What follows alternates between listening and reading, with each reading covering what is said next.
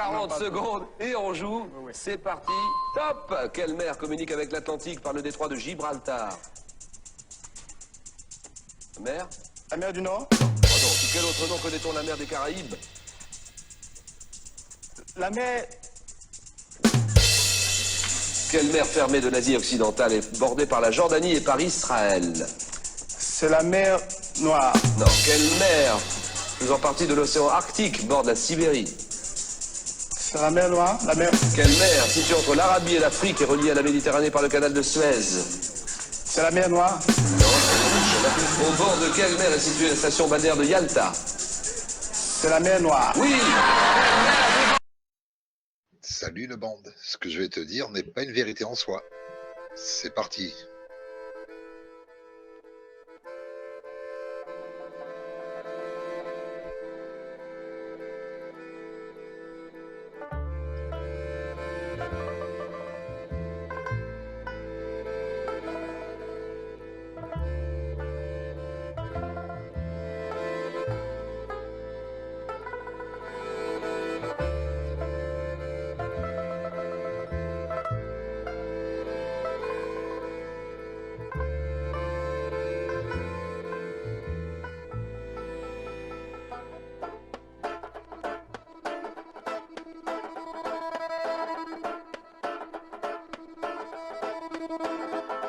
Il y a une deuxième histoire, c'est un peintre français et qui ressemble beaucoup. Alors on en entend parler là, on en a entendu parler dernièrement.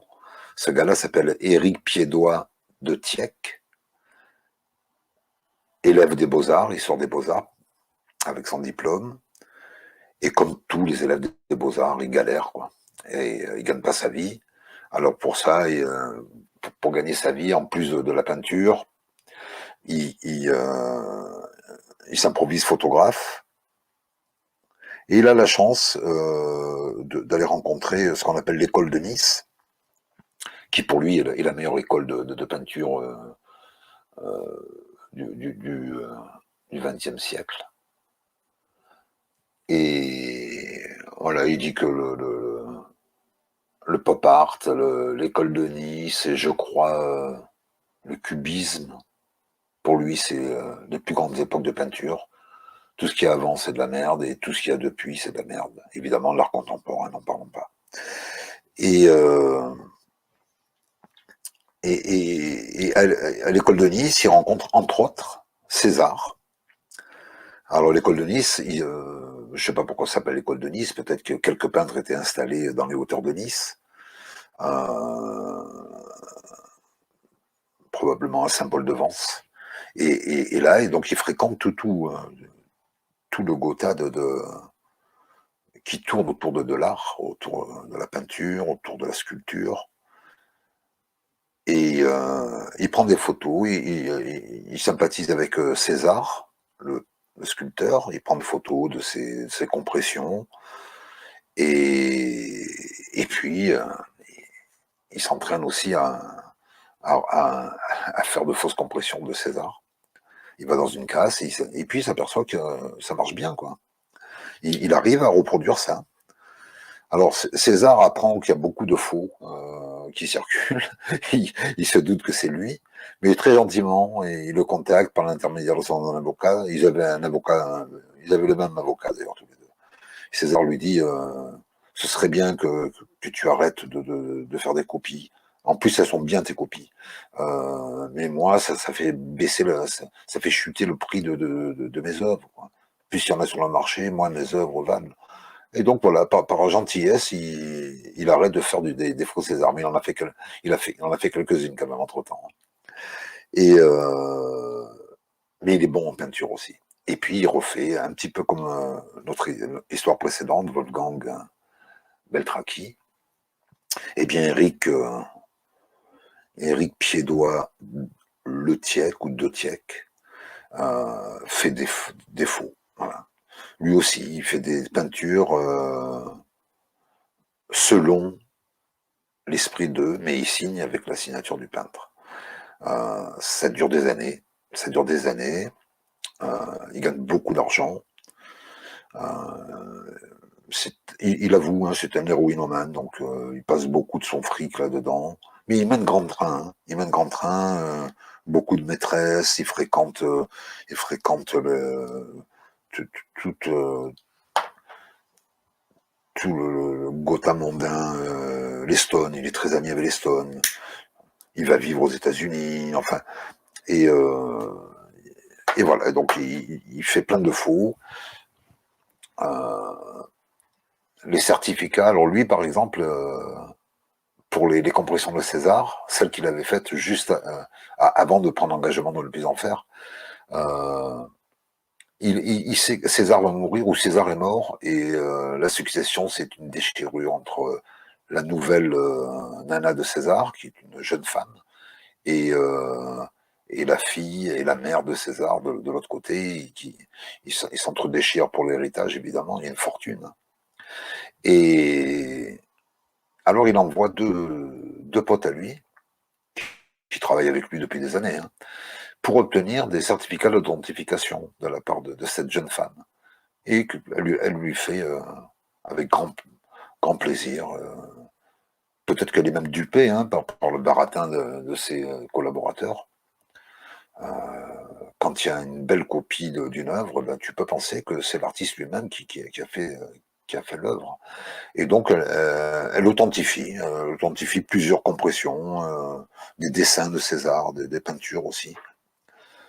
Bon, voilà, tout ça pour dire que le marché de l'art, il n'y a pas que ça, hein, y a des vrais, évidemment, mais beaucoup de faux ont circulé. Mais pourquoi les gens font ça? Parce que l'argent est facile en réalité. Beaucoup d'argent circule dans l'art pour être blanchi. Que ce soit des patrons de société, des grands patrons de société, des milliardaires, que ce soit des vendeurs de drogue, que ce soit enfin tout ce qui est économie parallèle ou évasion fiscale, beaucoup passe dans l'art, dans les œuvres d'art. Et Éric Piédois dit que bah, c'est beaucoup plus facile de se trimballer avec un tableau de 30 millions de dollars sous le bras qu'avec un immeuble. Et il a raison, c'est beaucoup plus facile. Et donc, il explique aussi que c'est un des rares marchés, si ce n'est le seul, qui ne s'effondre jamais, le marché de l'art.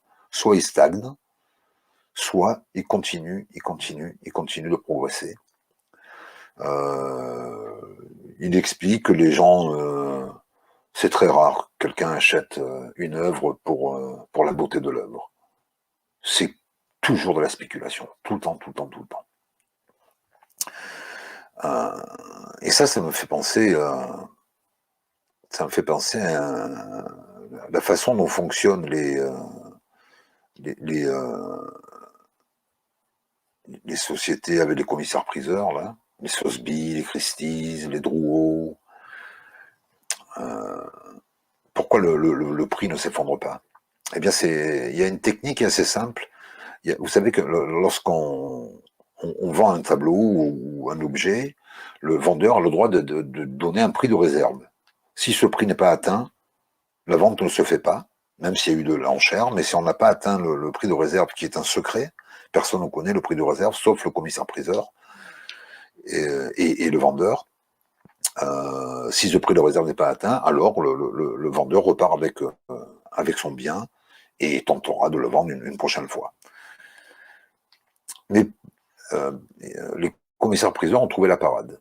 Ils font appel à des marchands d'art et ils ont inventé le prix garanti. Alors, comment ça se passe?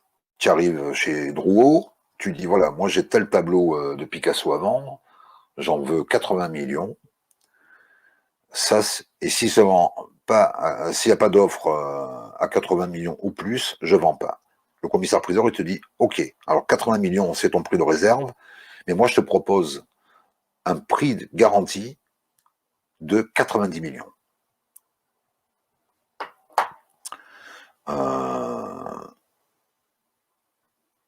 Et du coup, c'est en accord avec un marchand d'art. Donc le commissaire-priseur appelle un marchand d'art en lui disant, voilà, j'ai un prix de réserve pour un Picasso à 80, est-ce que toi, tu t'engages à le prendre 90? Comme ça, la vente se fera. Le marchand d'art dit OK. L'accord est que le marchand d'art ne paie pas de commission sur le bien vendu. Voilà. Alors que les commissions sont assez chères. Hein. Je crois qu'un commissaire-priseur, ça prend entre 15 et 20% sur le prix de vente, c'est énorme.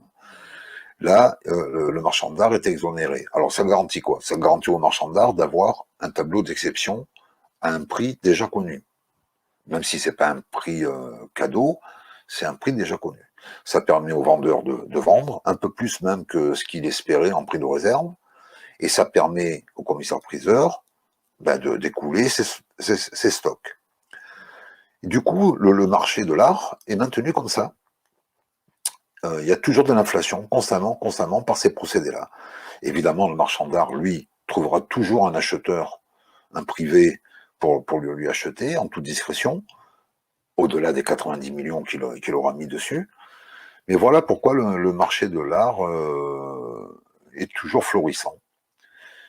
Et évidemment, c'est que de l'évasion fiscale, au nom du PES, du fisc et de l'essence de térébenthine. C'est tout ce que je voulais te dire. J'ai fait un contenu, ça faisait longtemps que j'en avais pas fait. Ça faisait presque un an que j'avais pas fait de contenu. Je voulais parler de cette histoire. Au départ, je voulais faire que du Beltracci, parce que l'histoire est intéressante, donc là, je l'ai vraiment raccourci. Et puis, il y a cette histoire de Pied-Doigt, le Tiec, qui est arrivé pour corroborer ce type de procédé, les faussaires.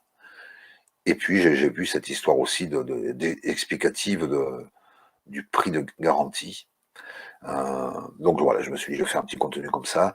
C'est pas exceptionnel, c'est juste intéressant. Enfin, en tout cas, moi, ça m'intéressait. Mais toi, si ça t'a pas plu, tu as qu'à cliquer sur taisez-le.